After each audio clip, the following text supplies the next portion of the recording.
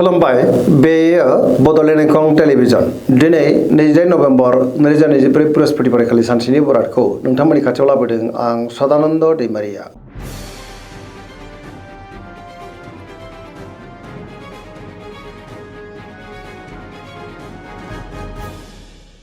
सिगां फरायनो लादों मेष राशि गिबि हांखो अ ल दिनैनि साना जोबोर मोजां बहानिफ्रायबा मोजां खौरां मोननोबो हागौ गुबुनजों दिनै मोजां सोमोन्दो लाखिनोबो रोंगोन जेरावबो जाफुंसारगोन समाजाव गोबां मान मोननो हागौ बहाबा दावबायनो एबा हान्थिनो खाबु मोनगोन आरो मोजाङैनो हान्थिनोबो हागोन मावनो लानाय खामानिफ्रा दिनै गोरलैयैनो मावफुंजानो जागोन गोसोनि साननायफ्रा मोगथाङाव जाफुंनोबो हागौ देहाया मोजाङैनो थागोन रांखावरियाव मोजां बेफार फालांगियावबो मोजां गोबां धोन आरजिनोबो हागोन मोननो गोनांखौबो दिनै मोननो हागौ सोरबा लोगोनिफ्राय थोजासे हेफाजाबबो मोननो हागौ बिमा बिफानि अननाय आबोरखौ दिनै मोननो हागोन लाइमोनफ्रा जोबोर रमान्टिक जागोन गावबा गावनि गोसोनि साननायफोरखौ फोरमायलायनोबो हागोन फरायसाफ्रा दिनै फरायनायाव गोसो दुंखांगोन आरो मोजां फिथाइ मोननोबो हागोन।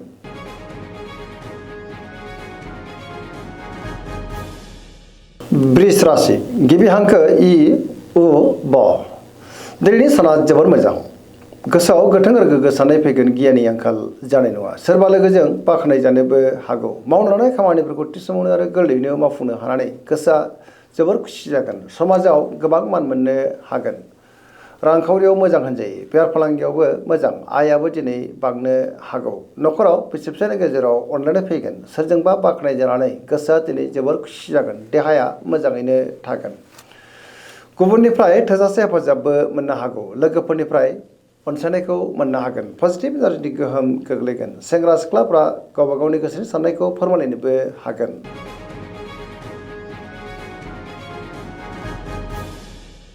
मिथुन राशि गिबि हांखो ख स दिनैनि साना जोबोर मोजां पजिटिभ एनार्जिनि गोहोम गोग्लैगोन मोनफ्रोमबो खामानिखौनो दिनै गोरलैयैनो मावफुंलांनो हागोन गियाननि आंखाल जानाय नङा सोरबा लोगोजों बाख्नाय जानोबो हागौ सिगांनि बबेबा आद्रा खामानियाबो दिनै मावफुंजानो हागौ देहाया मोजाङैनो थागोन रांखावरियाव जोबोर मोजां बेफार फालांगियावबो दिनै जोबोर मोजां मुलाम्फा मोनगोन न'खराव बिसि फिसायनि गेजेराव अननानै फैगोन गोसोनि बोलोआ दिनै बांनो हागौ मावनो लानाय खामानिफ्रा थि समावनो आरो गोरलैयैनो मावफुंजानायाव गोसोआ दिनै जोबोर खुसि जानोबो हागौ सोरबा लोगोनिफ्राय थोजासे हेफाजाबबो मोननो हागौ सोरजोंबा दिनै बाख्नाय जानोबो हागौ लाइमोनफ्रा जोबोर रमान्टिक जागोन गावबा गावनि गोसोनि साननायफोरखौ दिनै फोरमायलायनोबो हागोन आरो पजिटिभ एनार्जिनि गोहोम गोग्लैगोन।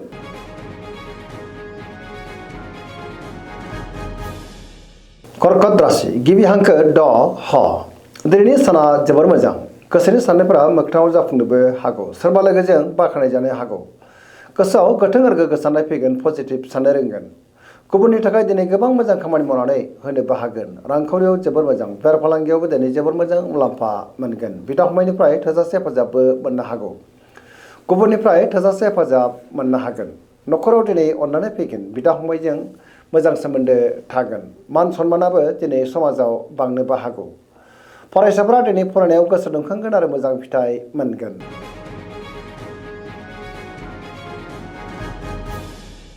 सिंह राशि गिबि हांखो म थ दिनैनि साना जोबोर मोजां गोसोखौ जोबोर गोजोननाय मोनगोन बहाबा दावबायनो एबा हान्थिनो खाबु मोननो हागौ आरो मोजाङैनो हान्थिनोबो हागोन पजिटिभ साननो रोंगोन गियाननि आंखाल जानाय नङा मावनो लानाय खामानिफ्रा दिनै थि समावनो आरो गोरलैयैनो मावफुंजागोन माबा नङा मोनसे मोजां खौरांबो मोननो हागौ रांखावरियाव मोजां होनजायो बेफार फालांगियावबो मोजां देहाया दिनै मोजाङैनो थागोन गोबां मुंदांखा सुबुंजों दिनै बहाबा लोगो मोनज्लायनोबो हागौ न'खराव बिमा बिफानि अननाय आबोरखौ दिनै मोननो हागोन गुबुननि गोसोखौ गोरलैयैनो बोनोबो हागोन बयजोंबो गोरोबनो रोंगोन पजिटिभ एनार्जिनि गोहोम गोग्लैगोन।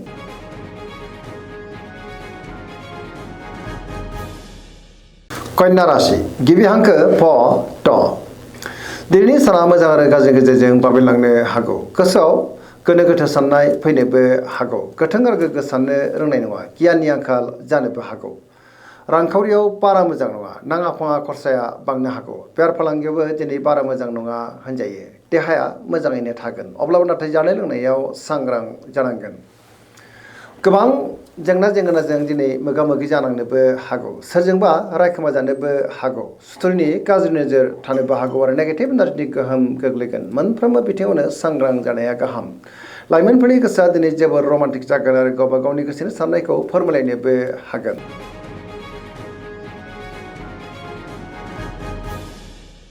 तुला राशि गिबि हांखो र ट दिनैनि साना मोजां आरो गाज्रि गेजेरजों बाबेनलांनो हागौ। गोसोआव गोथों आरो गोग्गो साननो रोंनाय नङा। गियाननि आंखाल जानोबो हागौ। सोरजोंबा एना एनिबो जानो हागौ। बाथ्रा बुंनायफ्राव सांग्रां जानांगोन। गोसोनि साननायफ्रा दिनै देबार नांनोबो हागौ। मावनो लानाय खामानिखौ मावफुंनो हायोब्लाबो माबा नङा मोनसे गोरोन्थिबो जालांनो हागौ।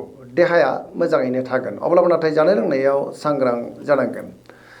रांखावरियाव बारा मोजां नङा होनजायो। आयनिख्रुइ खरसायाबो दिनै बांसिन जानोबो हागौ। बेफार फालांगियावबो बारा मोजां नङा। न'खराव बिसि फिसायनि गेजेराव अननानै फैगोन। समाजाव मान मोननो हागोन। गुबुननि गोसोखौ बोनो गोब्राब जानोबो हागौ। लोगोफोरनिफ्राय हेफाजाब मोननो गोब्राब जानोबो हागौ। सेंग्रा सिख्लाफोरनि गोसोआ दिनै जोबोर आला खाला जागोन आरो नेगेटिभ एनार्जिनि गोहोमबो गोग्लैनो हागौ।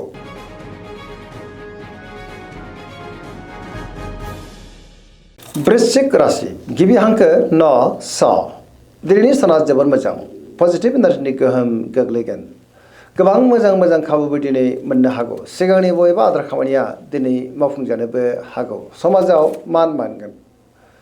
फरायसाफ्रा दिनै फरायनायाव गोसो दुंखांगोन आरो मोजां फिथाइ मोननोबो हागोन। मावनो लानाय खामानिफोरखौ थि समावनो आरो गोरलैयैनो मावफुंनो हानानै गोसोआ दिनै जोबोर खुसि जानोबो हागौ। गुबुननिफ्राय थोजासे हेफाजाबबो मोननो हागौ। गोसोनि साननायफ्रा मोगथाङाव जाफुंगोन। गोसोनि बोलोआ बांगोन। समाजाव बयजोंबो मान होजागोन। बिदा फंबायनिफ्राय हेफाजाबखौ मोननो हागोन। रांखावरियाव मोजां, अब्लाबो नाथाय खरसायाबो बांनो हागौ। देहाया दिनै मोजाङैनो थागोन। गुबुननिफ्राय थोजासे हेफाजाबबो मोननो हागोन। फरायसाफ्रा दिनै फरायनायाव गोसो दुंखांगोन आरो मोजां फिथाइ मोनगोन। लाइमोनफ्रा जोबोर रमान्टिक जागोन आरो गावबा गावनि गोसोनि साननायफोरखौ दिनै फोरमायलायनोबो हागोन।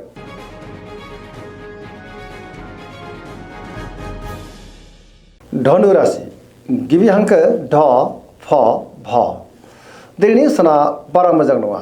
गोसोआव गोनो गोथो साननाय फैगोन। गोसोनि बोलोआ लोरबां जानोबो हागौ। गावनि गोसोनि साननायखौ दिनै गुबुननो फोरमायनो गोब्राब जागोन। मावनो लानाय खामानिफ्राव माबा नङा मोनसे हेंथा फैनोबो हागौ। गोसोनि साननायफोरा दिनै देबार नांगोन। रांखावरियाव मोजां, अब्लाबो नाथाय खरसाया बांनो हागौ। बेफार फालांगियाव मोजां होनजायो। समाजाव मान हानि जानांनोबो हागौ। बहाबा हान्थियोब्ला दिनै लामा सामायाव सांग्रां जानांगोन। देहाया दिनै बारा मोजां थानाय नङा। गोबां रोखोमनि देहायारि जेंनाजों मोगा मोगि जानांनोबो हागौ। गगा बायदिसिनाजों खस्थ' मोननांनोबो हागौ। जानाय लोंनायाव दिनै सांग्रां जानांगोन। बिदा फंबायनिफ्राय हेफाजाबखौ मोननो हागोन। सेंग्रा सिख्लाफ्रा दिनै गावबा गावनि गोसोनि साननायखौ फोरमायलायनो हागोन आरो गोसोआ दिनै जोबोर रमान्टिकबो जानो हागौ।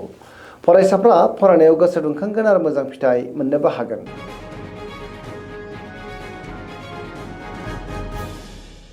मकर राशि गिबि हांखो ख ज दिनैनि साना जोबोर मोजां।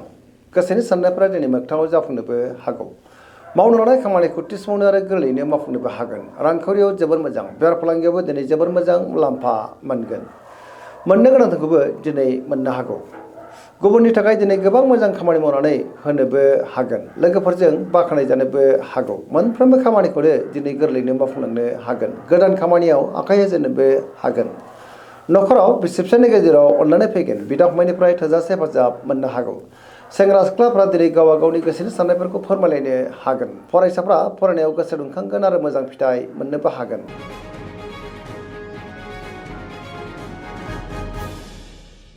कुम्भ राशि गिबि हांखो ग स दिनैनि साना मोजां आरो गाज्रिनि गेजेरजों बाबेनलांनो हागौ। गोसोखौ दिनै जोबोर उसुखुथु मोनगोन। गुबुननि थाखाय नाङा फाङा जेंनायाव गोग्लैनांनोबो हागौ। मावनो लानाय खामानिखौ मावफुंनो हायोब्लाबो माबा नङा मोनसे गोरोन्थिबो जालांनो हागौ। बहानिफ्रायबा हरखाबै गाज्रि खौरांबो फैनो हागौ। समाजाव मान हानि जानांनोबो हागौ। मोनफ्रोमबो बिथिङावनो सांग्रां जानांगोन। रांखावरियाव मोजां, अब्लाबो नाथाय खरसाया बांनो हागौ। बेफार फालांगियाव मोजां होनजायो। देहाया मोजाङैनो थागोन। अब्लाबो नाथाय जानाय लोंनायाव सांग्रां जानांगोन। न'खराव बिदा फंबायनि गेजेराव एना एनिबो जानो हागौ। सुथुरनि गाज्रि नोजोर थानोबो हागौ आरो नेगेटिभ एनार्जिनि गोहोमबो थानो हागौ। मोनफ्रोमबो बिथिङावनो दिनै सांग्रां जानाया गाहाम।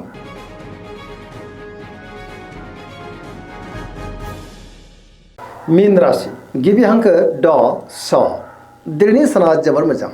गोबां मोजां खाबु दिनै मोननोबो हागौ। बहाबा दावबायनो एबा हान्थिनो खाबु मोनगोन आरो मोजाङैनो हान्थिनोबो हागोन। पजिटिभ एनार्जिनि गोहोम गोग्लैगोन।